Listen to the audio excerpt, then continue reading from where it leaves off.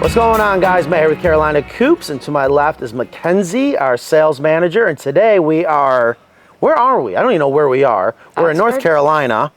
What's the town we're in? I'm not sure, we're to be honest. way up by the Virginia border, that's all I know, north of our office, so not too far. Anyways, behind us is an American Coop that is a 4x6 hen house, and it looks like it's 24 foot long. I just showed up, we just showed up, I haven't even looked at it yet, and what I wanted to do is just do a quick walk around with you guys on camera, because it's been a while, and I'm going to kick the tires, pop the hood, check out some things. I do know in this particular situation, the heated rain system that's on the backside of the chicken coop, we have a defective rain barrel. So we are going to troubleshoot that, fix it, hopefully. The other thing that I really can't wait to show off, I haven't seen it myself. I don't think you've seen the rollout egg nest box. I have not. I'm very excited. So we are going to show you finally out in the field on a chicken coop a rollout nest box, which is actually right there. We need to put in the nesting material, which I notice is not in here yet. But what I can say is, oh wow, look at that. That's slick. I do know, and it is true in this particular situation, we are finding more and more customers when they're traveling, they may not have someone that can come and collect the eggs. So what the rollaway nest box does in this situation is instead of letting all those eggs pile up on the nest and have the potential for them to break. Or get eaten. Or, well, what will happen is if they start to eat them, that'll lead to an egg eater, which is one of the worst things you can have in your flock. So what happens is, those eggs will roll all the way back into this catching compartment area where you can collect the eggs where the chickens do not have access to. Now here's the thing. To the best of my knowledge, there is no such thing as a rollaway egg hutch. Now I know there's a lot of rollaway nest boxes out there, especially the commercial metal ones, and those are fine and dandy, but they're very simple, and that's one of the things that's nice about them is how simple they are because you have access to the front of the egg box, okay? And in this situation, we don't have that. I wanted to stick to the style of the same egg hutch that we normally do, but yet have the perfect function of a rollaway nest box. So what I mean by that is you got to be able to have access to the eggs on the outside, which we do here. You also have to have the ability, which I love what Evan has designed here, the ability to drop down this door right here and reach in and put your nesting material in there. Now, yes, you can do that from inside the hen house. I don't think that's going to be as intuitive as it is from the outside, but I do like that.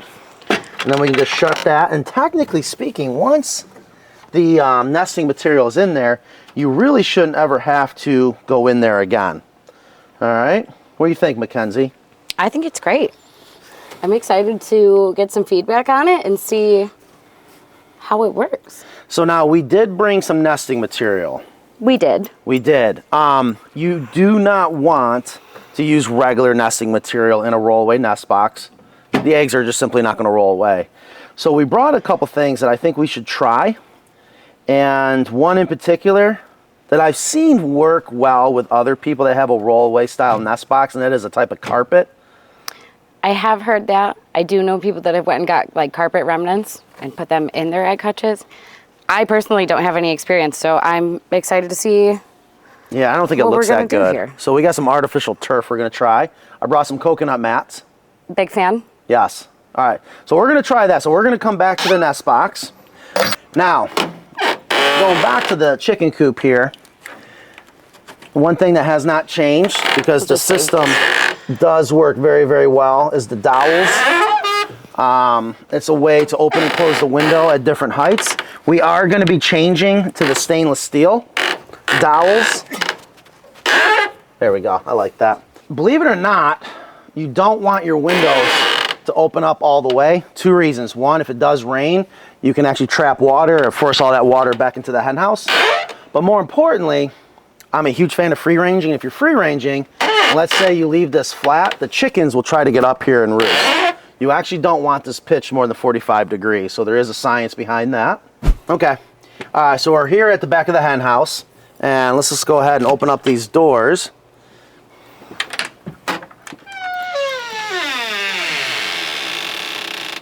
Got a beautiful hen house. I love this. So now obviously there's been no chickens in here yet, and that's why it's absolutely spotless. We got, It looks beautiful. looks like a little bit of hemp here in the bottom, but we're gonna potentially do a quick walk around with the customer after we're done filming here. Oh, I wonder if they're gonna do baby chicks and use this as their brooder, which you could go still 4 to 6 inches. The point is, I love to start with a couple bags and let this hemp build up to about 4 to 6 inches, right? Yeah. So it looks like they kept it kind of on the low side, and maybe they're going to use it as brooder. I don't know. We'll have to ask them. But anyways, check this out. So there is the other side of that rollout egg box, and I absolutely love it. And I am not a fan of rollout nest boxes, but if you're going to do it, I would say this is absolutely perfect. We're going to go ahead and add some nesting material. And nesting material, in this case, is just to help make sure that the egg rolls but doesn't break when it rolls to that backboard. So you got to get it just right. The other thing I noticed is that the dividers are still removable should you want to do that. You can see there's a special cut. These are very different than our normal egg box dividers. And that's pretty slick. Perfect fit. Absolutely love it. All right, and you see the rope wrap roost bars, absolutely gorgeous. They remove very, very easily should you have to clean them. I can't say this enough. You do not need to clean them. But should you want to, it's just that simple. Ventilation on all 4 sides. You got your perch bar. You got your interior henhouse ladder for your silkies. Makes it real. Sometimes you just need a little extra help. Yeah, well, they need a lot of extra help. But other than that, this looks good. And what I do want to do is get over to that other side and take a look at that rain barrel. Again, we have potentially a leaky rain barrel, so let's go take a look at that. All right, so back here at the rain barrel, what was sent to us from the customer is a video that actually we have a defective rain barrel. I think this is the first time this has ever happened. And what it is where they have the bulkhead molded in or glued into the bottom of the barrel is actually leaking. So completely a defect of the rain barrel. So we're gonna swap this out. And I guess we can go ahead and do that right now. And might as well show you how easy it can be. So we're just going to take that screen off. You want to pull that heater out. There we go.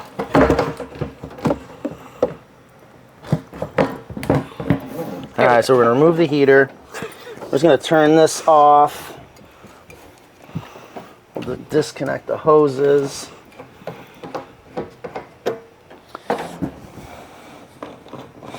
It's just that simple.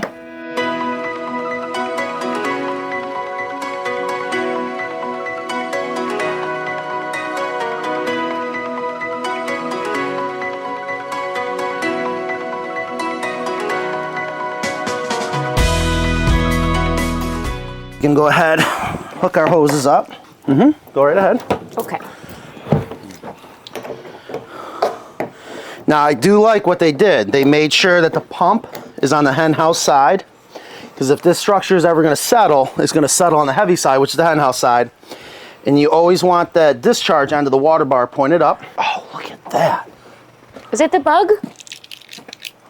Oh, gross. Oh, this is the cast skin of this little bugger here. Isn't that the exoskeleton? Cast skin was the exoskeleton.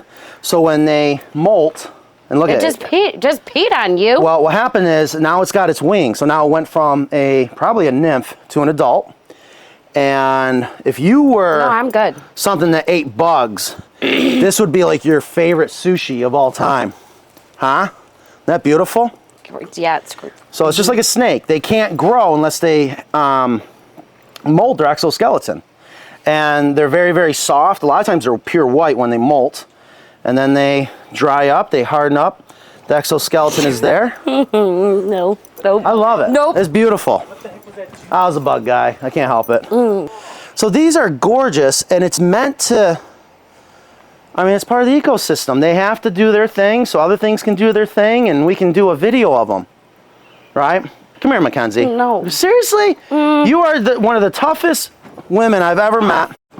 Ooh, I don't like it. Eat it. Oh. Good job. Ugh.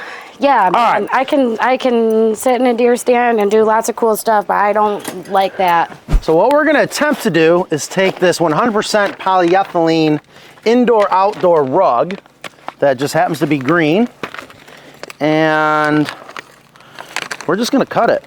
33. This is the one that counts. All right.